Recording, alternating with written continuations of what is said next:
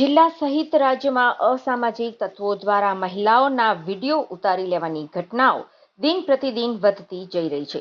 તેમજ મહિલાઓ કપડાં બદલતી હોય ત્યારે ગુપ્ત કેમેરા લગાવીને તેના વિડીયો આરોપીઓ યુટ્યુબ કે ટેલિગ્રામ ચેનલ્સ પર અપલોડ કરીને વેચાણ કર્યાની ઘટનાઓ સામે આવી છે. ત્યારે રાજકોટમાં તો હદ થઈ જવા પામી હતી. રાજકોટની પાયલ મેટર્નિટી હોસ્પિટલમાં સારવાર માટે આવતી મહિલાઓના સીસીટીવી વિડીયો યુટ્યુબ અને ટેલિગ્રામ ચેનલ પર અપલોડ કરવામાં આવ્યા હોવાનું સામે આવ્યું હતું.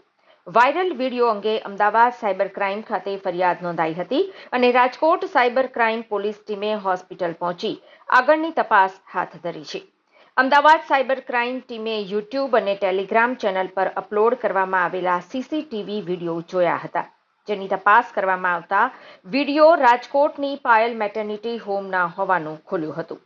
ટેલિગ્રામનો એક વિડીયો વાયરલ થયો હતો, જેમાં ગાયનેક હોસ્પિટલમાં મહિલાની ટ્રીટમેન્ટ ચાલી રહી હોવાનું જણાઈ આવ્યું હતું.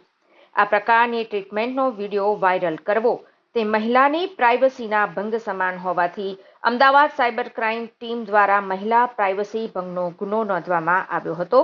ત્યારે આ મામલે આરોગ્ય મંત્રી ઋષિકેશ પટેલનું નિવેદન સામે આવ્યું છે.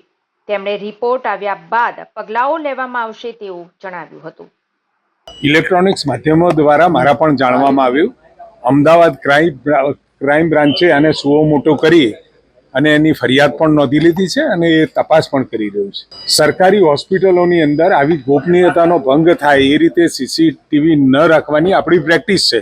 છતાં પણ આ બાબત સુનિશ્ચિત કરવા માટેની આપણે સૂચનાઓ ફરીથી આપી છે, જેથી કરી અને ક્યાંય કોઈની ગોપનીયતા સુરુચિનો ભંગ ન થાય એ બાબતની સૂચનાઓ એ ખાતરી કરવા માટેની નીચે સૂચનાઓ આપણે એક વખત આ પોલીસ તપાસ સોંપી છે, એનો રિપોર્ટ આવી જવા દો. કેવી રીતની આખી જે બનાવ બન્યો છે એ કેવી રીતે બન્યો છે, એના સીસીટીવી કઈ હોસ્પિટલના છે, હોસ્પિટલનું શું કહેવું છે, એ કોઈ સીસીટીવી એના કોઈ કેમેરા હેક થયા છે કે કેમ, આ બધી બાબતો ટેકનિકલ છે અને ટેકનિકલ બાબતોની પોલીસ તપાસ પછી આપણા જાણમાં આવશે તો પછી એ નક્કી કરીશું.